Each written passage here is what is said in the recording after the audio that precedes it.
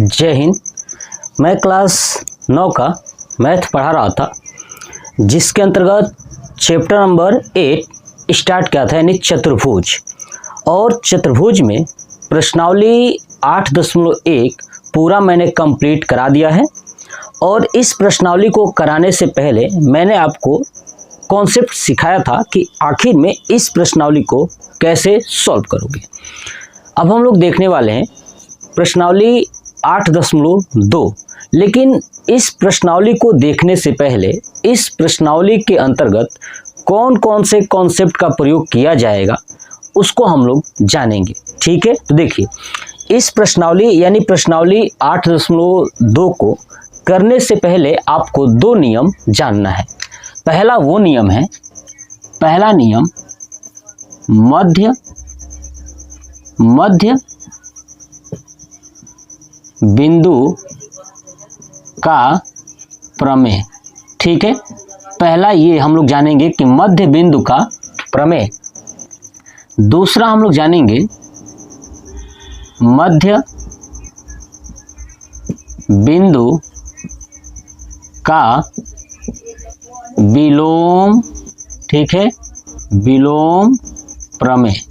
ठीक है, हम लोग ये दो कॉन्सेप्ट सीखेंगे। अगर ये आप दोनों कॉन्सेप्ट सीख जाते हो, अगर दोनों आपके दिमाग में बैठ जाता है, तो समझिए कि जो प्रश्नावली 8.2 है ना, आपके मुट्ठी में होगा। ठीक है, तो देखिए, समझते हैं कि आखिर में ये क्या कहता है मध्य बिंदु का प्रमेय। देखिए, मध्य बिंदु का प्रमेय और विलोम प्रमेय क्या है। देखिए, कहता है कि अगर आपके पास कोई त्रिभुज हो, ठीक है, पहला नियम बता रहा हूँ।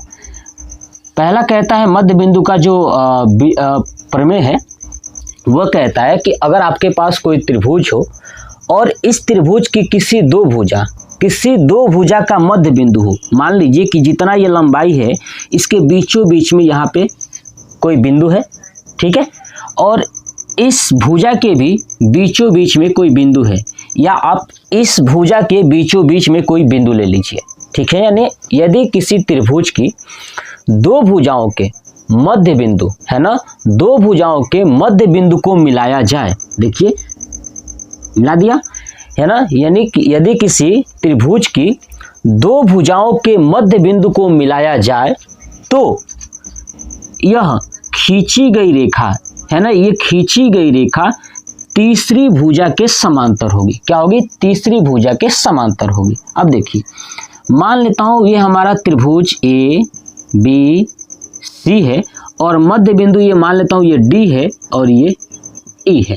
ठीक है, तो मैंने क्या बोला कि यदि किसी त्रिभुज की दो भुजाओं के मध्य बिंदु को मिलाई जाए तो वो तीसरी भुजा के समांतर होंगी। यानी जो डी ई खींचा हूं मैं, ठीक है, वो बी और सी के क्या होगा? समांतर होगा। मतलब ये हो गया डी ई समांतर बी सी, है ना, ये क्या हो जाएगी? समांतर हो जाएगी। ये कहता है मध्य बिंदु का प्रमेय। आपको समझ में आ गया ना कि मध्य बिंदु का प्रमेय क्या होता है। ये समांतर होगा। दूसरा क्या होगा कि ये जो भुजा की लंबाई है, यानी डी ई की जो लंबाई है ना, ध्यान सुनिए, ये जो डी ई की लंबाई है वो इस बी सी का आधा होगा। क्या होगा? इस बी सी का आधा होगा। यानी दूसरा ये कहता है कि डी ई बराबर 1/2 बी सी। ठीक है, ये आपको दो कॉन्सेप्ट याद रखने। ये बात आपको समझ में आ गया? ठीक है, फिर से सुन लीजिएगा ताकि आपके दिमाग में कोई भी कंफ्यूजन न रहे। देखिए, कहता है मध्य बिंदु का प्रमेय कि यदि किसी त्रिभुज की दो भुजाओं के मध्य बिंदुओं को, है ना, इस भुजा और इस भुजा के मध्य बिंदुओं को मिलाया जाए तो तीसरी भुजा यानी BC के समांतर होगा। तो देखिए, DE जो है कि BC के क्या हो गया? समांतर हो गया। और दूसरा ये कहता है कि जब ये समांतर हो जाएंगे तो DE का जो डिस्टेंस है, दूरी है, वो तीसरी भुजा यानी जो BC है उसका आधा होगा। यानी DE बराबर 1/2 BC। कॉन्सेप्ट क्लियर हो गया? ठीक है, तो ये था हमारा मध्य बिंदु का प्रमेय। दूसरा आता है इसका विपरीत, यानी विलोम। क्या आता है? विलोम। विलोम क्या कहता है ये समझिए, देखिएगा ध्यान से। विलोम कहता है कि अगर कोई एक त्रिभुज हो, क्या हो?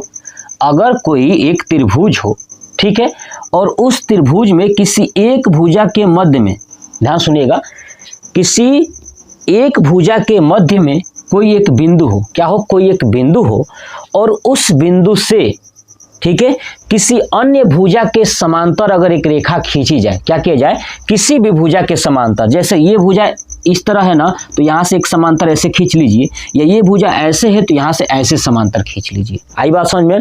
यानी किसी त्रिभुज की एक भुजा के मध्य बिंदु को, है ना, अन्य भुजा के समांतर अगर खींची जाए, ठीक है, तो वो दूसरी भुजा को, यानी जो दूसरी भुजा बचेगी उस भुजा को समद्विभाजित करता है। क्या करता है? समद्विभाजित करता है। समझिएगा ध्यान से, देखिए, अगर मान लीजिए कि मैं इस भुजा के ये मध्य बिंदु यानी डी से इस BC के समांतर एक रेखा खींचूं, है ना, इस BC के समांतर अगर एक रेखा खींचूं, ऐसे ये सीधी है, तो जहां पे ये कट करेगी ना, इसको क्या करेगी, समद्विभाजित करेगी, यानी A से C तक का जो दूरी है वो आधा आधा हो जाएगा, यानी ये वाला दूरी बराबर हो जाएगा, उसको बोलते हैं समद्विभाजित।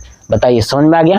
ठीक है, यानी आप कह सकते हो मध्य बिंदु का विलोम प्रमेय में कि यदि किसी त्रिभुज के एक भुजा के मध्य बिंदु को, ठीक है, दूसरी भुजा के समांतर खींची जाए, है ना, दूसरी भुजा के समांतर खींची जाए, तो तीसरी भुजा को समद्विभाजित करता है। क्या करता है? तीसरी भुजा को समद्विभाजित करता है।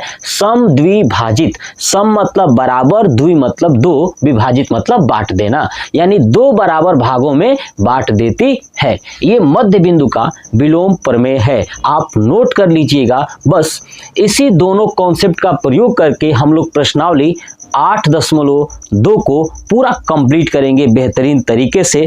तो आपको ये कॉन्सेप्ट कैसा लगा कमेंट करके बताइएगा। पहले इसका स्क्रीनशॉट ले लीजिए, नेक्स्ट वीडियो के लिए तैयार रहिएगा। मैं प्रश्नावली 8.2 का एक एक करके क्वेश्चंस लेके आऊंगा और पूरा कंप्लीट करा दूंगा। ठीक है, तो कमेंट बॉक्स में कमेंट करके बताइएगा कि आपको ये वीडियो कैसा लगा। जय हिंद।